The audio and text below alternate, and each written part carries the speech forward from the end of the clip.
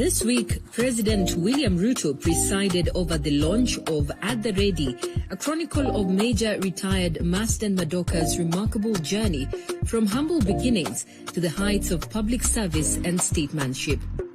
The president paid glowing tribute to Honorable Madoka, describing him as a mentor and leader who was always ready to serve, lead, and sacrifice for his country. The president also met a delegation of political businesswomen and grassroots leaders from Kitui County, led by former Senator David Musila, to review ongoing development programs. These include road construction, modern fresh produce markets, student hostels, affordable housing, and sustainable agriculture initiatives. Midweek, President Ruto engaged with chairs and CEOs of water agencies, including water service boards and the Water Service Regulatory Board, in the presence of Water CS Eric Muga and PS Ephantas Kimotho. He reaffirmed the government's plan to build 40 to 45 mega dams over the next decade through innovative financing to irrigate up to 3 million acres and boost food production. Later, the President and First Lady Mama Rachel Ruto hosted a dinner at State House for COMESA leaders, including Presidents Azali Assoumani from Comoros and Emerson Mnangagwa from Zimbabwe, Prime Ministers Russell Miso of Eswatini and Mustafa Madbuli of Egypt, AU Commission Chair Mohamed Yusuf, and COMESA Secretary General Chelishe Mpundu. The event marked 30 years of COMESA, celebrating 3 decades of regional integration, trade growth, and partnership across Eastern and Southern Africa. At the 24th COMESA Summit of Heads of State and Government held at the Kenyatta International Convention Center, KICC, President Ruto called for greater investments in digital infrastructure, data governance, and skills development to drive the region's transformation. He also urged member states to remove visa restrictions and dismantle trade barriers to raise intra-African trade from the current 14% to 50%.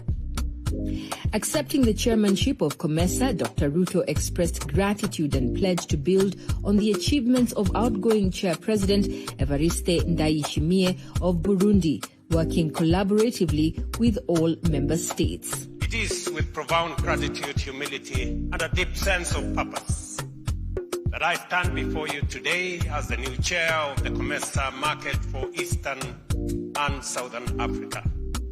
I assume this responsibility under the inspiring theme, leveraging digitalization to deepen regional value chains for sustainable and inclusive growth.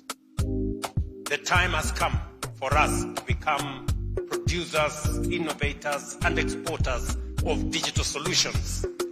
The story of M-Pesa is a vivid example of the power of local innovation. A simple idea, born from necessity and nurtured by ingenuity, that revolutionized financial inclusion for millions.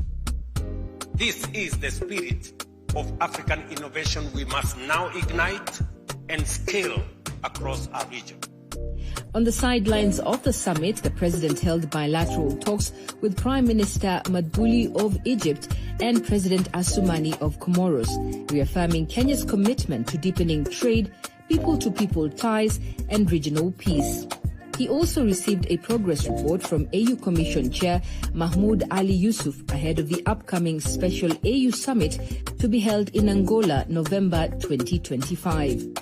To mark this year's Mazingira Day, the president joined State House staff and their children in a tree planting exercise at State House, Nairobi, urging Kenyans to contribute to the 15 billion trees by 2032 national target. The week concluded with a meeting between President Ruto and Lower Eastern leaders at State House, where he welcomed Mwingi West MP Charles Ngusia of Wiper Party to the government's side, commending his decision to support the development agenda in his constituency. That's it on Ikulu Weekly. Do join us next week for more.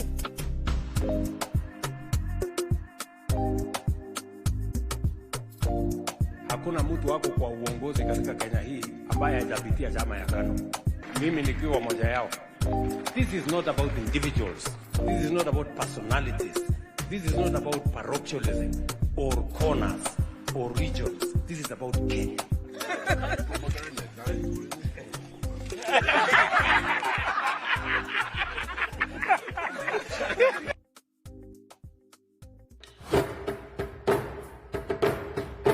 Ile gold refinery tumekuwa tukitarajia kwa miaka tutajenga. And the benefits of a refinery to miners is huge. Itatusuluhishia hiyo soko. And therefore it is something that will be a game changer for them. They will see value for money thereafter.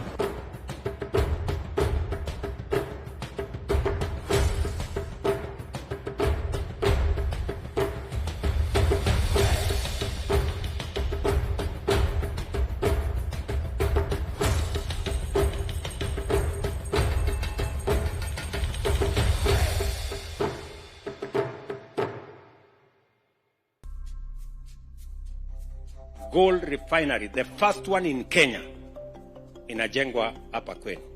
Gold refinery, sisi kama serikali tumetoa ardhi, tumetoa mwongozo, tumeweka sheria, na muegezaji, private sector player, amekuja pale, ameweka pesa bilioni 5 katika hiyo program. Mimi ni mkazi wa Rosterman. Nimefanya mining kwa miaka 15. Na mostly mining yenye nimefanya ni alluvial mining. Alluvial mining ni ile mining ya mchanga along the river banks. Unachukua mchanga, mnaenda hiyo mchanga mnapitisha kwa mtambo, na kuna ile biraka uanga mmeka kwa mtambo, hiyo biraka ndio inashika gold. Hii alluvial mining hamuendi kwa shaft ndani, si kama shaft mining. Shaft mining wanatoa mawe, wana crush ndio wanatoa gold, lakini alluvial mining mnatoa kwa mchanga.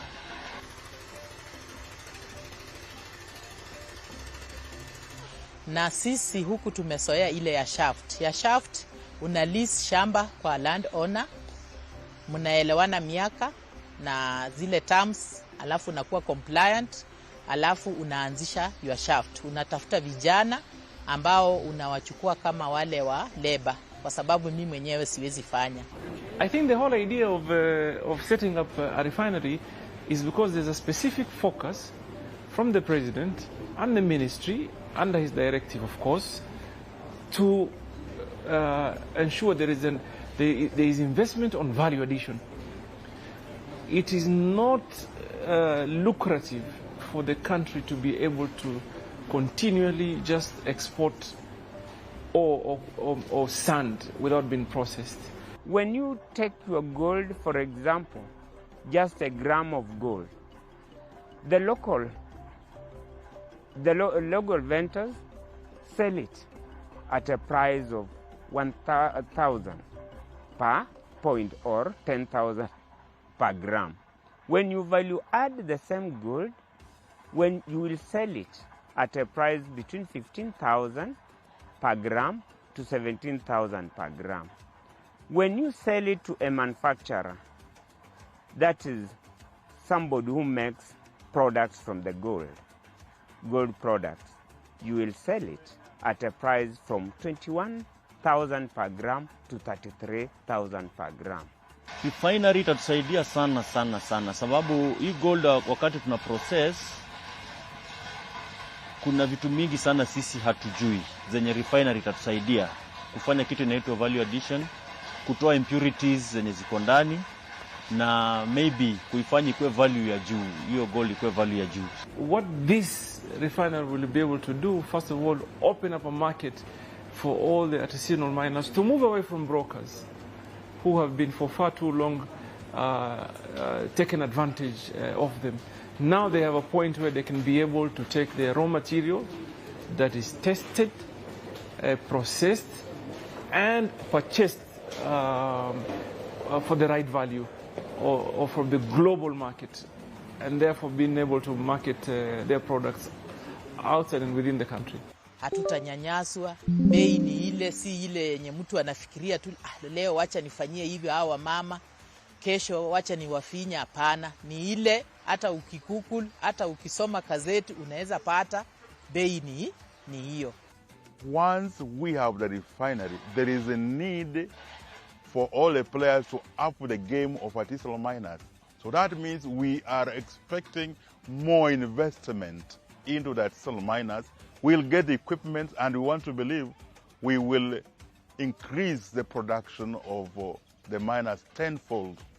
And once we do that, that has so much to say about the economy of the community here, about the economy of this county. And it goes a long way in actualizing what the president stands for, bottom-up agenda. This is going to be a very transformative economic activity. We are going to have increased industrialization in Kakamega, and that is something that I can say is a greenfield for us. Ile madini muko naye hapa ya gold iweze kufaidi nyinyi, kwa sababu hakuna haja kuwa na gold hapa na haiwasaidii.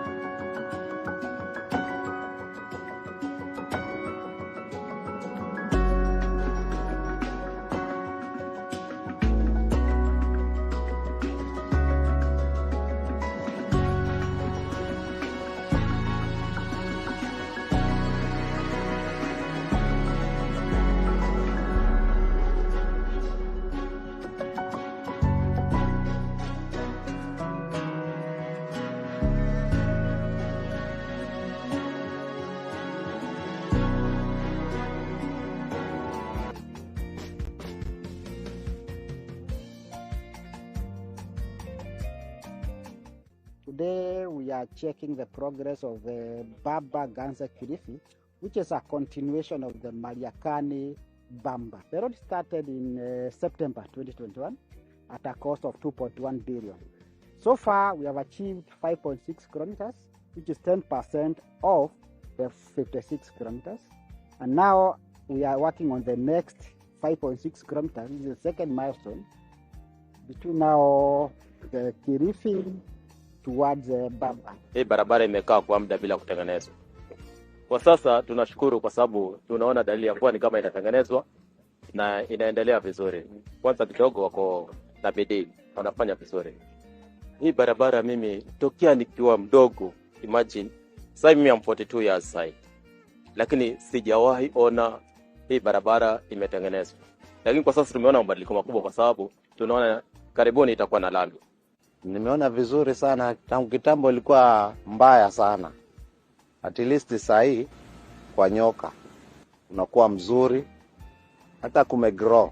Kuna watu wanaanza kujenga manyumba, kila mtu ananunua viwanja. We want now the people of the interior of Kilifi, this Ganze constituency, to also benefit from the improved accessibility when they are coming from their homes, let's say to Kilifi, or if you don't want to pass through Mombasa, you are going to Nairobi. It is a much faster, more convenient, less congested route. Unajua sababu ya kusema safari ya Bamba ni machero nini? Kukua kunanyesha, huwezi enda. Kwa hivyo tunasema ni machero ama ni kesho kwa sababu kunanyesha. You know this song, safari ya Bamba ni macheo. So, safari ya Bamba unaamka mapema. So now that's a dream we want to make the people of this place achieve. Instead of having to wake up very early, we shorten the travel time. Silo jira tutapoteza bwana. Itakuwa hakuna kusema Bamba safari ya Bamba ni kesho. Hiyo itakuwa ni kila siku sasa. Sasa itakuwa ni kila siku. So the government is really committed to making sure that people get value for their taxes. To date, we have done, as an authority, 5,600 kilometers into the network. Under contracts, we are working on a total of 9,600 kilometers. Every 5 years, the government should be adding to this country additional 10,000 kilometers of new tarmac, and that should be able to drive the opening up of the rural country.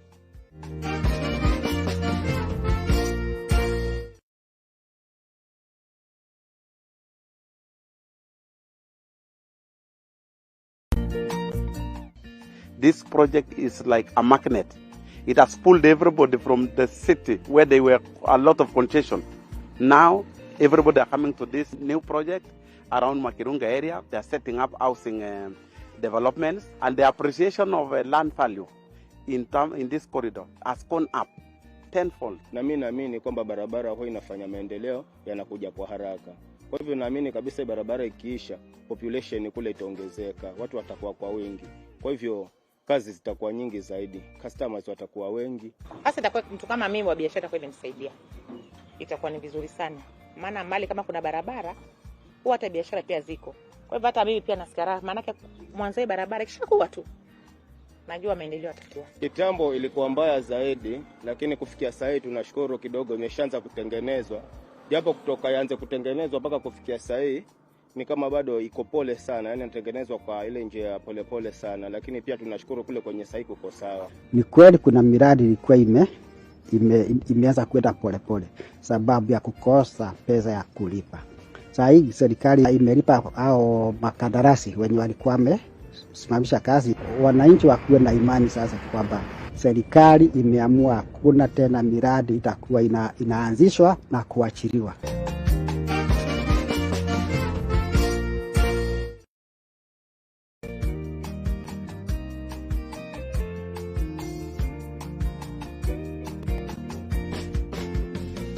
As you can see the bridge, it has been enhanced. This river really floods quite heavily when it rains.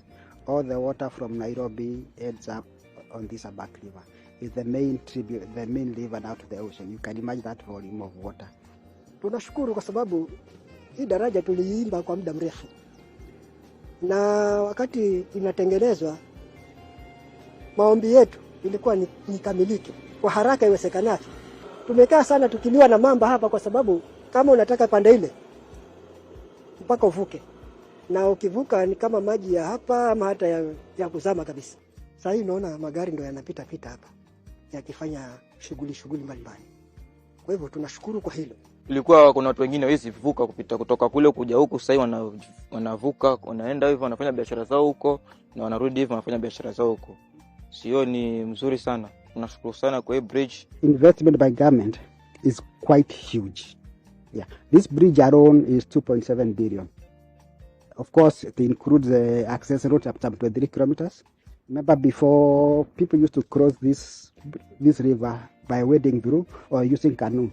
Here we have had attacks by crocodiles and hippos. Imagine if we had now a patient on this side being driven on a motorcycle on a rough road on a rain day, 100 kilometers to just come and access a health facility across it.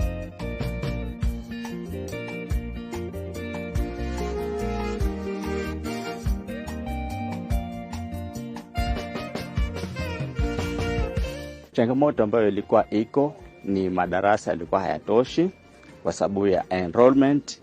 Hii Baricho iko katika catchment area ya sehemu nyingi. Hii ndio old school kwa sababu ilianzishwa 1940s na ilinganisha na shule nyingine.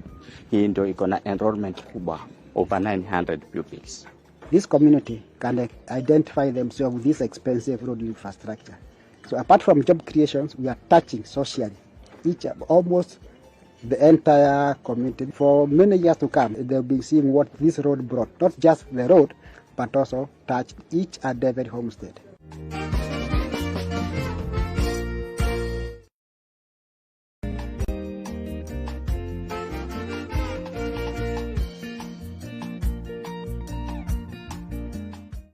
So the project was signed around 2016. We had a bit of challenges along the way. The first one was challenges with the pace at which the contractor was moving. Then along the way, the funding issue came. So having mobilized to move, then after works have been executed, you find the payment certificate taking a very long time.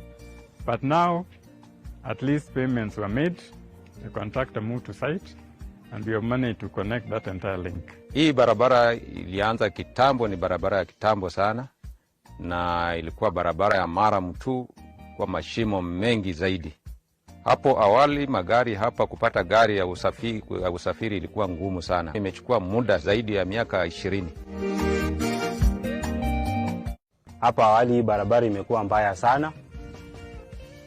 Tukitokezea pale nyuma Madende, ukienda Buyofu kumekuwa na matope mingi. Ilikuwa inafika mahali paka unasukuma tu mapikipiki juu kwa ajili ya matope. Lakini nashukuru serikali pamoja na watu wa Kera wamefanya kazi nzuri, at least wametengenezea barabara. Tunaposafiri na safiri mzuri na hatutumii sabuni mingi kwa kuosha manguo kwa ajili ya matope. Sasa hizo hata unaponiona jinsi nilivyo na ngara kwa ajili ya barabara iko sawa. Kuanzia barabara yetu hii iweze kujengwa kwenda Bungoma town inakuwa rahisi. Alafu pia ajali ambazo tulikuwa tunashuhudia saa hizi hakuna. You must have seen so many public utilities and religious institutions. There are so many churches, you can see so many schools there. Initially when it rained, it was even very difficult to access those schools.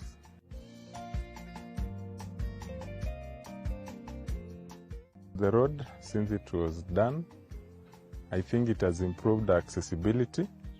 One is for our clients. We have seen an increased turnover of clients for the last 2 weeks since the road was completed. The patients can easily access the facility. Hatujawahi pata rais kama rais mwenye tuko naye kwa maendeleo. Mimi napongeza rais sana. Na ningependa rais hata apate kipindi kingine Kenya yetu itainuka.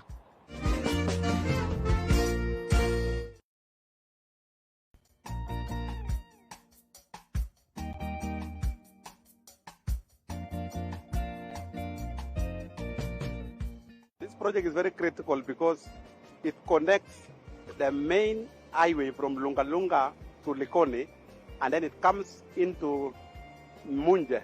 Munje is at the ocean pitch, and the main economic activity there is fishing. And then from Munje, you come inside this Funsi Island, 7.4 kilometers. Hapo zamani kulikuwa na shida ya wasafiri. Watu kufika Highland ilikuwa ni shida, ilikuwa maji yakijaa, kufika huku ni ngumu, mara maji yameziba. Lakini sasa hizi tunashukuru serikali iliyoko kwa muda huu, kwa sababu mtu anaweza toka Msambweni, Kingwede, Munje na akapita kwa daraja bila wasiwasi akaenda hadi Highlands mwisho huko. Initially, people could not access Funsi Island by road because at the causeway, where we are calling the Funsi Causeway, is in high tide, the ocean water crosses that point. And when it crosses that point, road transportation becomes impossible.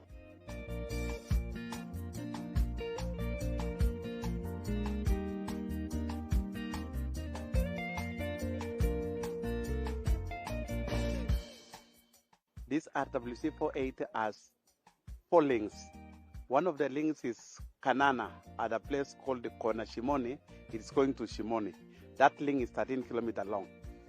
And then the second link is from Kidimu, Machoreni to Cheko. That link is 28 kilometers long. The third link is from Lungalunga to Fanga. Lungalunga Fanga is 15 kilometers long. And the last link is from Lungalunga, Kibaoni to Mwangulu. The total of these links go up to 70 kilometers. Before ilikuwa hamna lami, rough road, mashimo. Kulikuwa ni tabu sana, hata hizi gari kwa hazipo. Kwa sasa hivi nashukuru kutoka tuweke lami ni only 10 or 15 minutes. Wakati huo ilikuwa trip ni moja tu. Ilikuwa ni moja tu. Kuna zaidi ya trip moja. Kwa sababu gari zenyewe ilikuwa zikiogopa kuja huko. Sasa gari zipo nyingi bwana, tunashukuru alhamdulillah.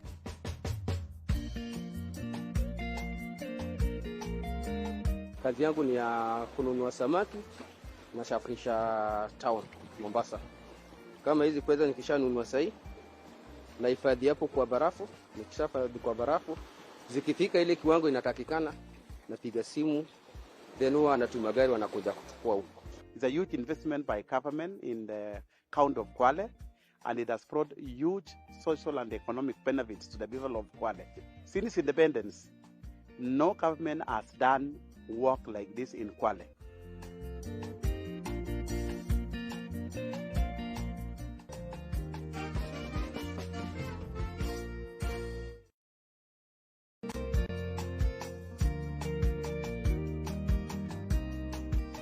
This is a 13.5 kilometer road, which we have currently upgraded up to bitumen standard 12.2 kilometers. The road connects Kisumu, Vihiga, and Nandi counties.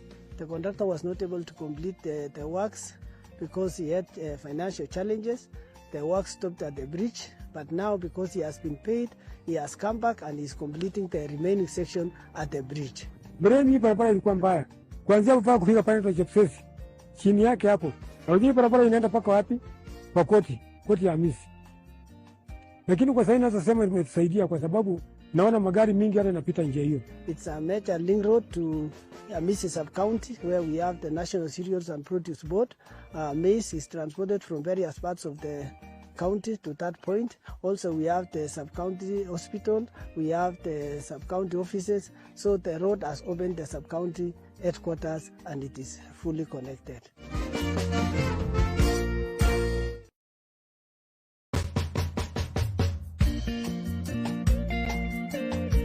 It covers the three counties of Uasin Gishu, Nandi, and Kakamega counties.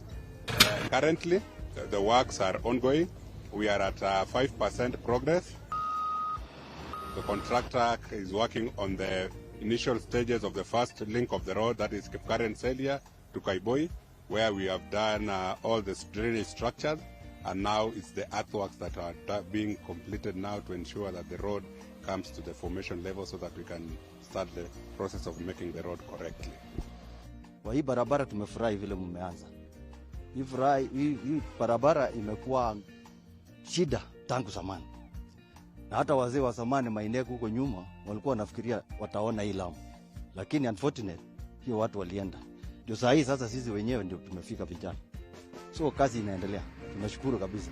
The tarmacking of this road is really going to improve timely delivery of milk to the cooler and also timely delivery of milk to the processor because we don't process here. We are very enthusiastic and looking forward to having the road tarmacked as farmers. We are really looking forward to this project of tarmacking this road so that we can have timely delivery to the market of our produce.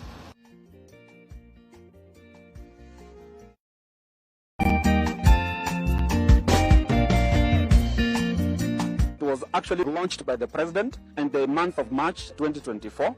We commenced immediately. That project is meant to take us 18 months. To date, we've achieved 9 kilometers out of the 13, and we anticipate in the next 2 months, we should be able to have completed and handed over the project well in time, within the contract sum and in the contract costs, without having to have variations.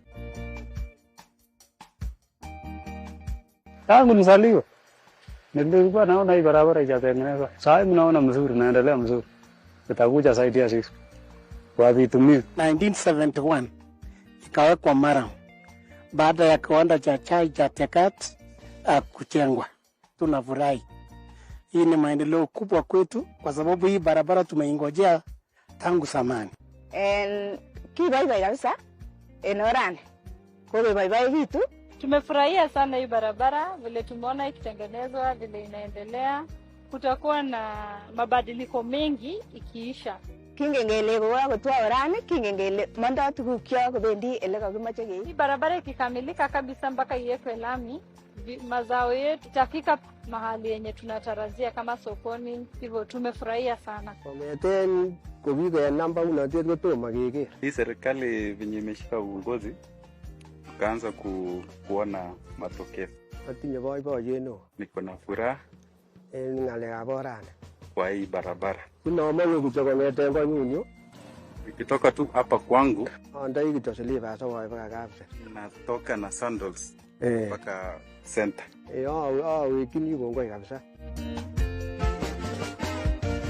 Kimwachini kongoi Arap Ruto, president nyonet. Tunashukuru sana Rais wetu William Ruto kwa ile kazi yenye ametufanyia. Tunaona hii sasa ni mwamko mpya kwa sababu tunaona itaenda kuisha. Sio kama ile ya zamani yenye ilikuwa na pikwa kiraka mpaka barabara na kuwa mbaya. Mpaka tunashindwa sisi ni watu wa Kenya ambao wanalipa kodi ama sisi ni watu wa nchi nyingine.